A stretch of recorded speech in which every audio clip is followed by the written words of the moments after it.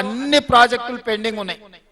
కాంగ్రెస్ ప్రభుత్వమే అధికారంలో ఉన్నప్పుడు పూర్తి చేసిన జూరాల ప్రాజెక్టును వదిలేస్తే ఈ జిల్లాలో కల్వకుర్తి కానీ, భీమా కానీ, నెట్టంపాడు కానీ, కోయిల్ సాగర్ కానీ, ప్రారంభించుకున్న పాలమూరు రంగారెడ్డి ఎత్తిపోతలు కానీ, ఏ ప్రాజెక్టు తీసుకున్నా పనులు పూర్తి సంగతి దేవుడెరుకు.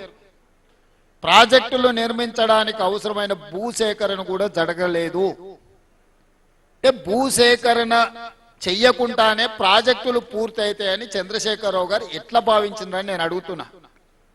అంటే ఆయన ఆలోచన ఎంతసేపు ఉన్నా పంపులు, లిఫ్టులు, వేల కోట్ల కాంట్రాక్టర్ల బిల్లులు చెల్లింపుడు, అందులో నుంచి నగదు కొట్టేసు.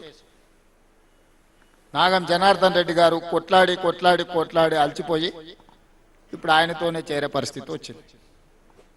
ఏ మాటకు ఆ మాట పాపం పెద్దలు నాగం జనార్దన్ రెడ్డి గారు ఈ పంపులల్లో, లిఫ్టులలో జరిగిన అవినీతి మీద ఏండ్ల కొద్ది కొట్లాడి సుప్రీంకోర్టు వరకు కూడా పోయి కొట్లాడవచ్చు.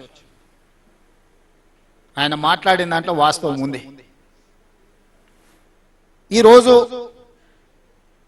మేము అధికారం చేపట్టిన తర్వాత ఈ జిల్లా నుంచి ఎన్నికవడమే కాదు, ఈ జిల్లా నుంచి పుట్టి పెరిగి ఈ ప్రాంత పరిస్థితుల అవగాహన ఉండి 17 సంవత్సరాలు ప్రతిపక్షంలో జడ్పీటీసీగా, ఎమ్మెల్సీగా, ఎమ్మెల్యేగా, ఎంపీగా, పార్టీ నాయకుడిగా జిల్లా నలుమూలలు తిరిగిన నేను ఈ ప్రాజెక్టులను ఒక కొలిక్కి తీసుకురావాలనే ప్రయత్నం చేస్తే అసలు ఏది ఎక్కడుందో సరిచూసుకోవడానికి దాదాపుగా 2 సంవత్సరాలు పట్టింది.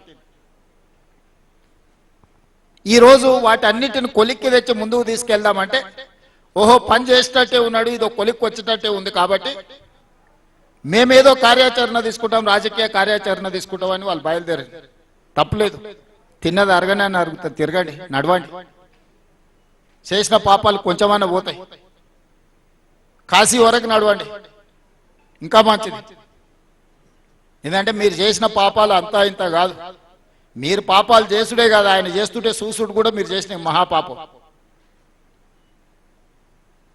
ఒక ఆయన గోసి కట్టుకొని రాజశేఖర రెడ్డి అనుకుంటాడు, గట్లెంబడి తిరిగి గోసి కట్టుకున్న వాళ్ళందరూ రాజశేఖర రెడ్డి అయితే బాగానే ఉంది.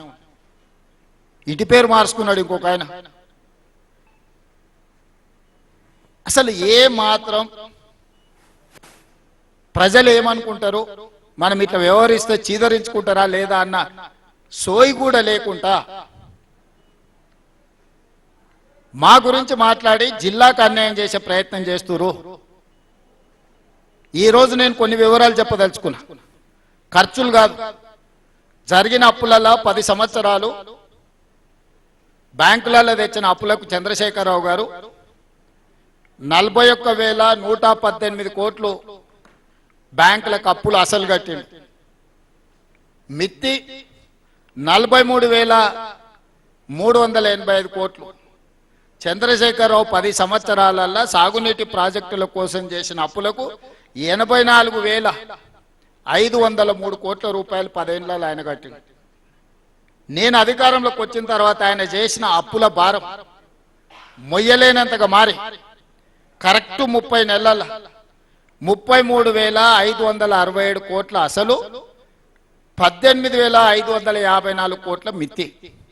30 నెలల చంద్రశేఖరరావు చేసిన పాపాలకు పాపాల బైరోడు నాకు అందించిన ఈ అప్పు 52,120 కోట్లు ఈ నెలకు కట్టిన. నేను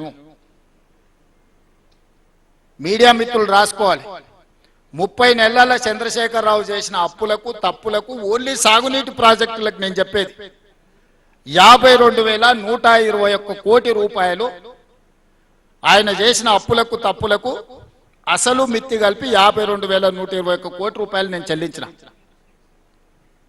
ఇక నేను పనులకి 30 నెలల్లో చెల్లించింది ఎంత అంటే 22,000 కోట్ల రూపాయలు. 52,000 కోట్ల రూపాయలు ఆయన చేసిన అప్పులకు నేను వడ్డీలు అసలు మిత్తి కడితే నేను మొత్తం రాష్ట్రంలో జరిగిన ప్రాజెక్టులకంతా నేను చెల్లించింది కాంట్రాక్టర్లకు 30 నెలల 22,000 కోట్లు. 22,000 కోట్లు రాష్ట్రం మొత్తం చెల్లిస్తే ఒక్క పాలమూరు జిల్లాలోనే 8,000 కోట్ల రూపాయలు దాదాపుగా అంటే పాలమూరు జిల్లాకు నేను అధికంగా నిధులు ఇచ్చినట్ట, పాలమూరు జిల్లాకు అన్యాయం చేసినట్ట. ఇప్పటికీ జిల్లాల ప్రాజెక్టులు పూర్తి చేయాలంటే 4000 ఎకరాల భూసేకరణ చేయాలి. భూసేకరణ చేయకుండా కాంట్రాక్టర్లకు ఎన్ని పైసలు ఇచ్చినా, కాలు 5 కిలోమీటర్లు తొలవాలంటే 1 కిలోమీటరు భూసేకరణ చేసి మళ్ళీ 1/2 కిలోమీటర్ వదిలి మళ్ళీ 1/2 కిలోమీటరు భూసేకరణ చేసి మళ్ళీ 1/2 కిలోమీటర్ వదిలితే నీళ్లు వాడతాయా? రిజర్వాయర్లలో ఆడాడ కొంత భూమి ఉంటే కోర్టులో వచ్చి స్టే తెచ్చుకుంటే రిజర్వాయర్లలో నీళ్లు నింపగలమా? ఈరోజు కాల్వలకు మెయిన్ ల్యాండ్ కెనాల్స్కి నువ్వు భూసేకరణ చేయలేదు, రిజర్వాయర్ల సమస్యలు అట్లనే ఉన్నాయి. ఉదండాపూర్లో R&R సమస్య ఉంటే నిన్నమన్న మీకు తెలుసు కదా, R&R సమస్యను ఈరోజు ఆ సమస్యని పరిష్కరించుకునే ప్రయత్నం చేస్తున్నాం. ఇవి ఏవి చేయకుండా, భూసేకరణ చేయకుండా, లేకపోతే R&R ప్యాకేజీలు ఇవ్వకుండా రిజర్వాయర్లలో నీళ్లు నింపగలమా?